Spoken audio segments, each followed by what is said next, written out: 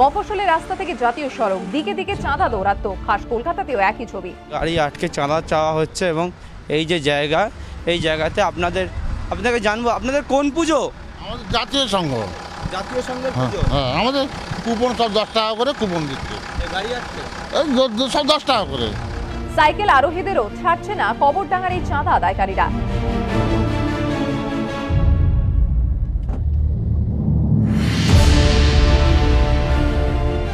রেহাই নেই সাধারণ গৃহস্থেরও। শিলিগুড়ি প্রধাননগরের পঞ্চানন কলোনি বাসিন্দা এই পরিবারের দাবি, বুধবার রাতে তাদের বাড়িতে কালী পুজোর চাঁদা চাইতে যায় স্থানীয় ক্লাবের সদস্যরা।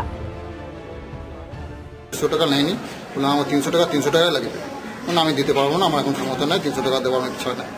বললো কিন্তু আপনাকে দিতেই হয়। বাড়ি ফোর্সলি করলো, এসে আমাদের বাড়িতে কোয়ার্টারের মধ্যে এসে মারামারি করে, মারতে মারতে আমাদের রোডের রাস্তা নিয়ে যায়। অভিযোগ, তখনই রেলকর্মী কৃষ্ণ দাসের ওপর লাঠি ও রড নিয়ে চড়াও হয় চাঁদা আদায়কারীরা। বেধড়ক মারধর করা হয়। বাঁচাতে গিয়ে আক্রান্ত হন তার স্ত্রী, ছেলে ও বাড়ির অন্যান্যরা। লাঠি টাঠি ডান্ডা নিয়ে আসলো, তখন আরো 20 জন মতো আসলো, এসে তখন ওকে মাথায় ডান্ডার বাড়ি মারতে লাগলো। আর আমি বাঁচাতে গিয়ে সামনে থেকে আরো লাথি মেরে ছিটকে গিয়ে পড়লাম।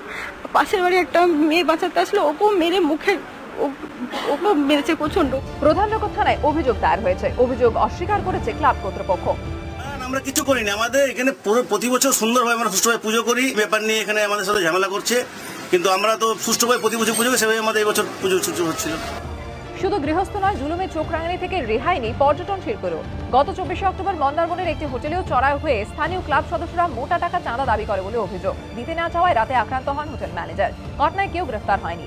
অভিযোগ, 21 অক্টোবর কোন্নগরে চাঁদা জুলুমের শিকার হন এক লরি চালক। মারধরের পাশাপাশি চলে লরি ভাঙচুর। স্থানীয় ক্লাবের সদস্যরা, এক পুলিশ কনস্টেবল, 2 সিভিক ভলান্টিয়ার সহ 6 জনকে গ্রেফতার করে পুলিশ।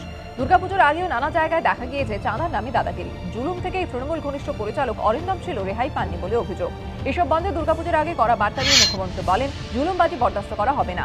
পুলিশ প্রশাসনকে করা ব্যবস্থা নেওয়ার নির্দেশ দেন মুখ্যমন্ত্রী। কিন্তু এত কিছুর পরেও কালী পুজোর মুখে ফের চাঁদার জুলুমের অভিযোগ। রক্তাক্ত হয়ে হাসপাতালে ভর্তি নিরীহ এক গৃহবধূ। সনুজ ঝা, বিটন চক্রবর্তী ও সৌরভ বন্দ্যোপাধ্যায় রিপোর্ট, এবিপি আনন্দ।